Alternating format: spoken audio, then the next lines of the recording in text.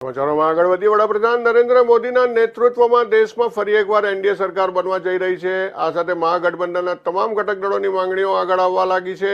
તમામ રાજકીય પક્ષો કેન્દ્રમાં વધુમાં વધુ અને મહત્વપૂર્ણ મંત્રી પદ મેળવવા માંગે છે, પરંતુ આ સ્થિતિમાં સામાન્ય જનમાનસના મગજમાં એક સવાલ ઊભો થવો વાજબી છે કે કેન્દ્રમાં મહત્તમ કેટલા મંત્રી બનાવી શકાય। એ જ પ્રકારના મંત્રીઓ હોય છે કે શું, કોની કેવી જવાબદારીઓ હોય છે। સૌથી મૂળભૂત અને મહત્વની વાત સમજવા જેવી છે કે કેન્દ્ર સરકારમાં મંત્રીઓ બનાવવા માટે નિશ્ચિત નિયમો છે અને તે મુજબ માત્ર ચોક્કસ સંખ્યામાં જ મંત્રી બનાવી શકાય છે। દરેકને મંત્રી બનાવવા શક્ય નથી। નાગરિક બંધારણની કલમ 74, 75 અને 77 અનુસાર કેન્દ્રમાં કેબિનેટની રચના કરવામાં આવે છે। કલમ 74માં જણાવવામાં આવે છે કે વડાપ્રધાનની મંડળની રચના રાષ્ટ્રપતિ દ્વારા વડાપ્રધાનની સલાહ પર કરવામાં આવે છે। પ્રધાનમંડળમાં વડાપ્રધાન સર્વોચ્ચ પદ ધરાવે છે। તેમની મદદ અને સલાહથી રાષ્ટ્રપતિ કેબિનેટની રચના માટે સંમતિ આપે છે। બંધારણની કલમ 75(1) કહે છે કે વડાપ્રધાનની નિમણૂક રાષ્ટ્રપતિ દ્વારા કરવામાં આવે છે। વડાપ્રધાન મંડળના અન્ય સભ્યો માટે રાષ્ટ્રપતિ વડાપ્રધાન સાથે ચર્ચા કરે છે અને પ્રધાનમંડળના વિસ્તરણમાં વિશેષ અધિકાર પણ ધરાવે છે। બંધારણની કલમ 77 મુજબ સરકારી બંગલાઓ અથવા વિભાગોની રચના કરવામાં આવે છે। આ કામ પણ રાષ્ટ્રપતિ દ્વારા વડાપ્રધાનની સલાહ પર કરવામાં આવે છે અને તેઓ વડાપ્રધાનની સલાહ પર જ દરેક મંત્રાલય દરેક વ્યક્તિને સોંપે છે। કેન્દ્રીય મંત્રીમંડળ લોકસભાને સામૂહિક રીતે જવાબદાર છે। નીતિ વિષયક બાબતો અને સામાન્ય વહીવટમાં મંત્રીઓને મદદ કરવા માટે દરેક વિભાગના પ્રભારી સચિવ પણ હોય છે। વડાપ્રધાન અને મંત્રીઓ દ્વારા હોદ્દો ગ્રહણ કરતા પહેલા જ રાષ્ટ્રપતિ દ્વારા તેમને પદ અને ગુપ્તતાના શપથ લેવડાવવામાં આવે છે। બંધારણ મુજબ કેન્દ્રીય મંત્રી મંડળમાં કુલ સભ્યોની સંખ્યા લોકસભાના કુલ સભ્યોની સંખ્યા અનુસાર નક્કી કરવામાં આવે છે।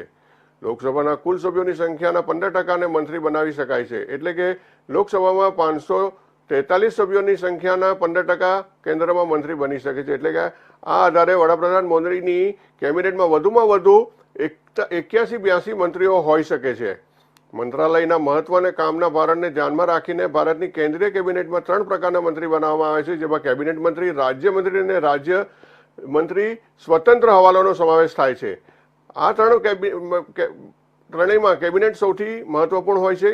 કેબિનેટ મંત્રીઓ તેમના મંત્રાલયોના વડા હોય છે અને સીધા વડાપ્રધાનને રિપોર્ટ કરે છે। તેથી વડાપ્રધાન રાષ્ટ્રપતિને તેમના સૌથી લાયક સાંસદને કેબિનેટ પ્રધાન બનાવવાની સલાહ આપે છે। તેમની સાથે પાસેથી વધુ મંત્રાલય પણ હોઈ શકે।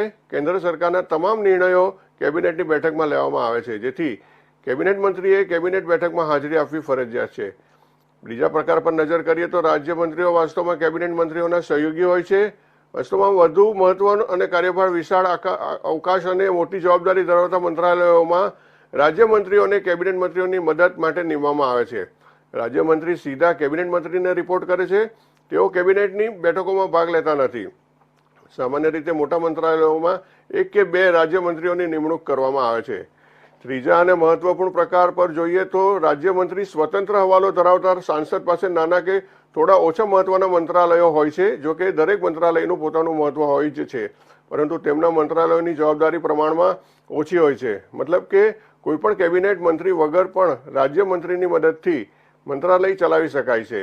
રાજ્ય મંત્રીઓને આવા મંત્રાલયોનો સ્વતંત્ર હવાલો આપવામાં આવે છે અને તેઓ કેબિનેટ પ્રધાનને રિપોર્ટ કરવાને બદલે કેબિનેટ પ્રધાનની જેમ જ સીધા વડાપ્રધાનને રિપોર્ટ કરે છે। જો કે તેઓ કેબિનેટની બેઠકમાં પણ ભાગ લેતા નથી।